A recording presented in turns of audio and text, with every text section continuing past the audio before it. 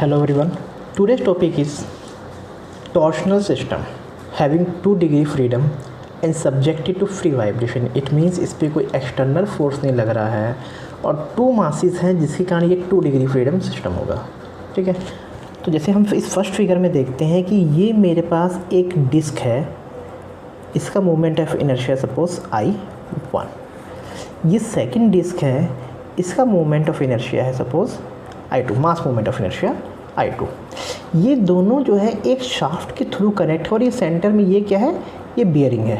तो ये दोनों क्या है, एक शाफ्ट के थ्रू कनेक्ट हैं और शाफ्ट की स्टिफनेस है KT. टॉर्शनल स्टिफनेस क्या है, KT है.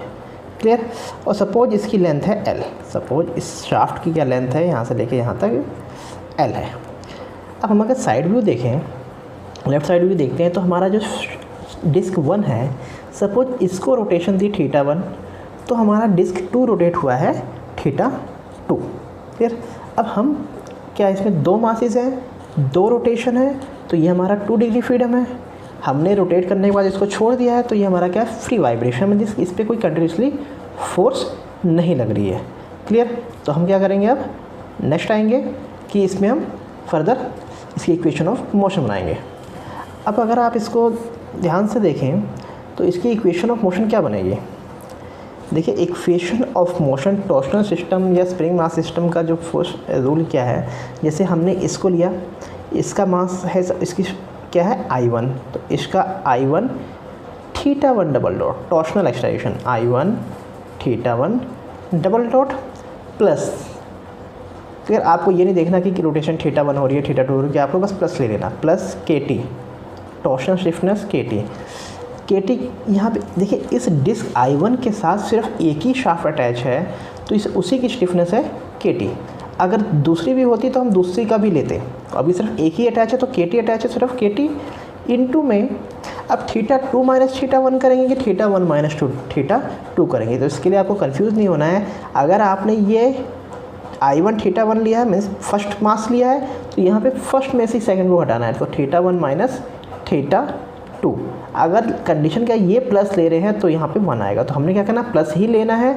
और यहाँ पे ये जो हमने मास लिया या यहाँ पे जो मास मोमेंट ऑफ इनर्शिया लिया उसके अकॉर्डिंग ये उसी का एंगल होगा. तो θ1 माइनस θ2 इक्वल टू 0. क्यों, क्योंकि कोई और शाफ्ट अटैच नहीं है इस I1 के साथ में. क्लियर. तो ये मेरे पास होगी फर्स्ट इक्वेशन. ठीक. अब सेकेंड पे आ जाइए. देखिए, सेकेंड डिस्क क्या है हमारी I2, उसका रोटेशन क्या है, ये हमारा क्या है I2, ये हमारा था I1. तो I2 की रोटेशन क्या है, θ2, तो I2 θ2 डबल डॉट प्लस इसके साथ भी सिर्फ KT अटैच है, शाफ्ट KT जिसकी स्टिफनेस KT है वो अटैच है. तो यहाँ पे अब θ2 माइनस θ1 करना है कि θ1 माइनस θ2 किस पे डिपेंड करता है, इस पे.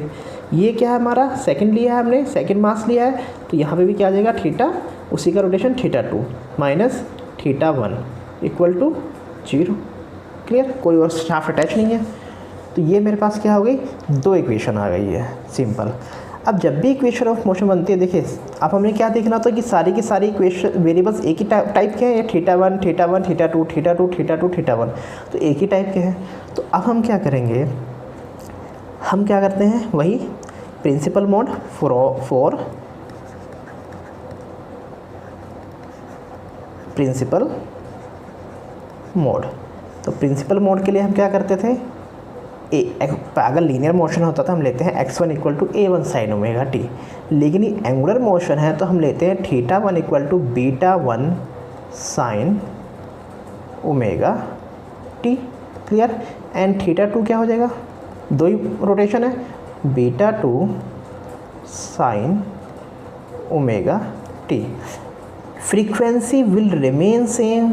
क्यों, क्योंकि ये प्रिंसिपल मोड की कंडीशन लगा रहे हैं. हम प्रिंसिपल मोड्स निकालेंगे और प्रिंसिपल मोड शेप ड्रॉ करेंगे, तो हमें फ्रीक्वेंसी डिस्प्लेसमेंट की क्या लेनी है, सेम लेनी है. यही प्रिंसिपल मोड की कंडीशन है कि अगर प्रिंसिपल मोड होता है तो हमारे दोनों मासेस सेम फ्रीक्वेंसी से डिस्प्लेस करते हैं, वाइब्रेट करते हैं. क्लियर. तो यहाँ से हमारे पास θ1 डबल डॉट क्या आ जाएगा, θ1 double dot equal to minus β1 omega square sine omega t. यहाँ से θ2 डबल डॉट क्या आ जाएगा,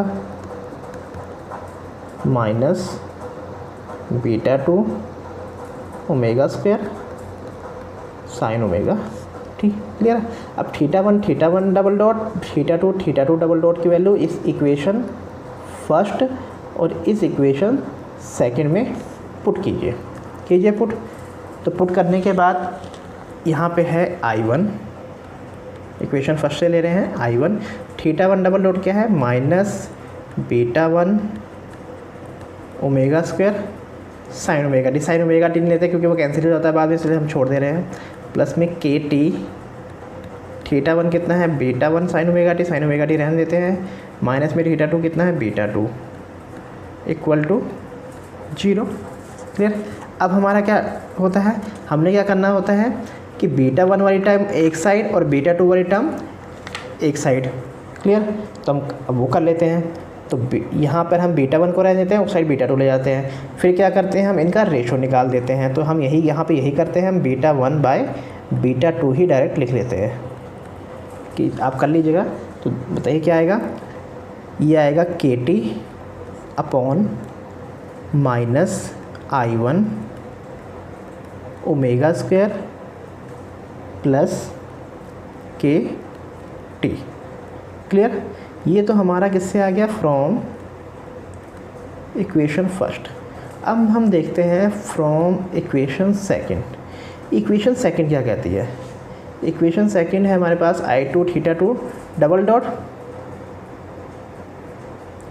I2 theta two double dot. तो I2 theta two double dot क्या है minus beta two omega square.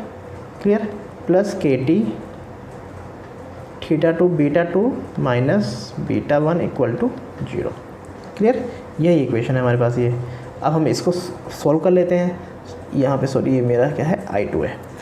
Clear. अब हम यहाँ से again beta one by beta two निकालेंगे as usual.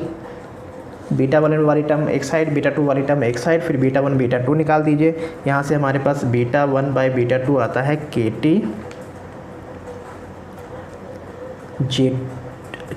I2 minus I2 omega square, k t minus I2 omega square upon k t. Clear. अब ये मेरे पास दो क्या आ गई, मोड्स आ गई हैं, beta one by beta to, इधर भी beta one by beta to. अब इन हम नेक्स्ट स्टेप क्या करते हैं, इन दोनों को इक्वेट करके क्रॉस मल्टीप्लाई कर देते हैं। इन दोनों को इक्वेट करेंगे।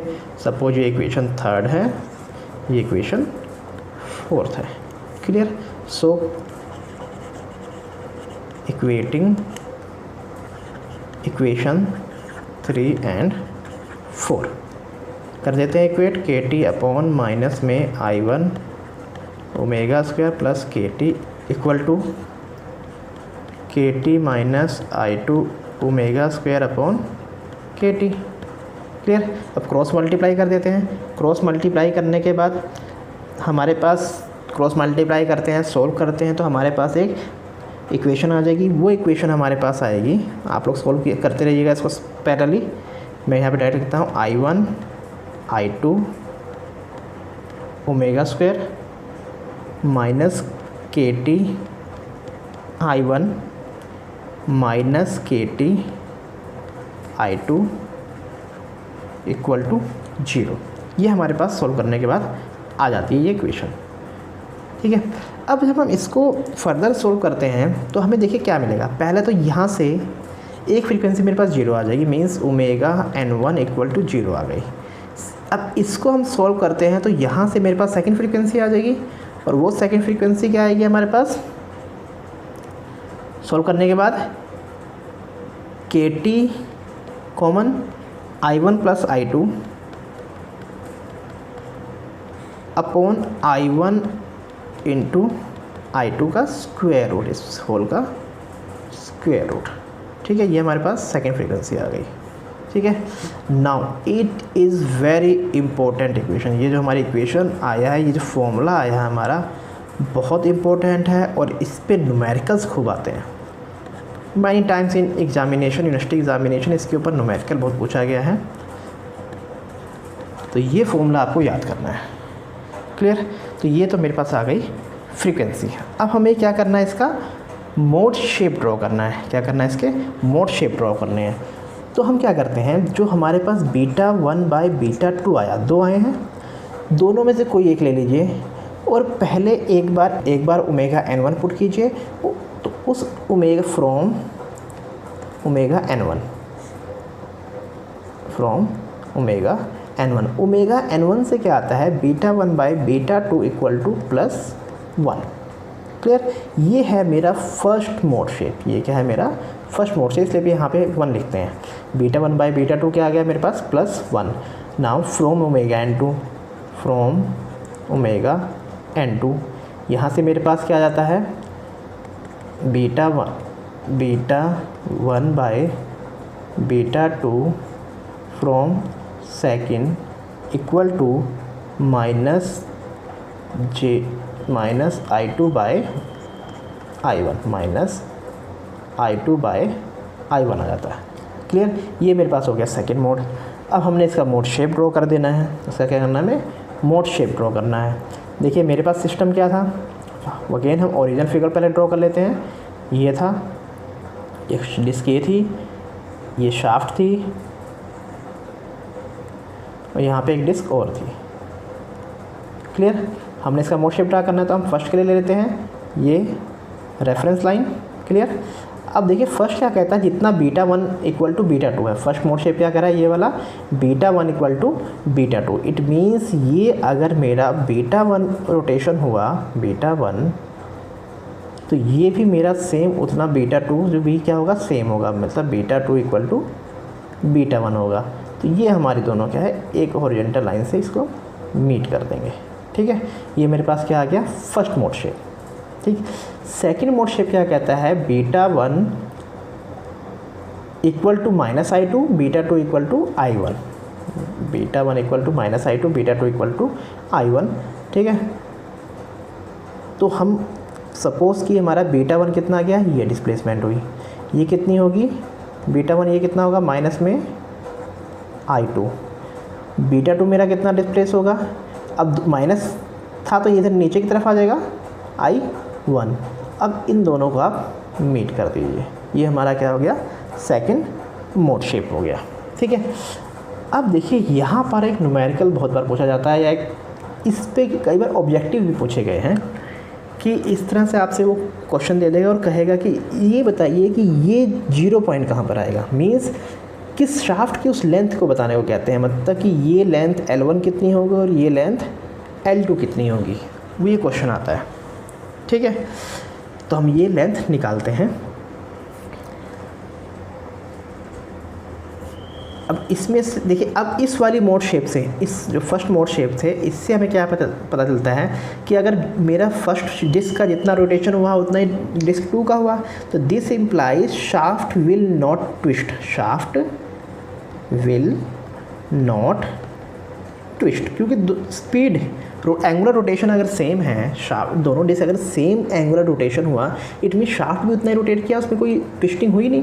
क्लियर, लेकिन ये क्या डोनेट करता है, ये डोनेट करता है कि शाफ्ट में क्या होगी, ट्विस्टिंग होगी, शाफ्ट विल ट्विस्ट।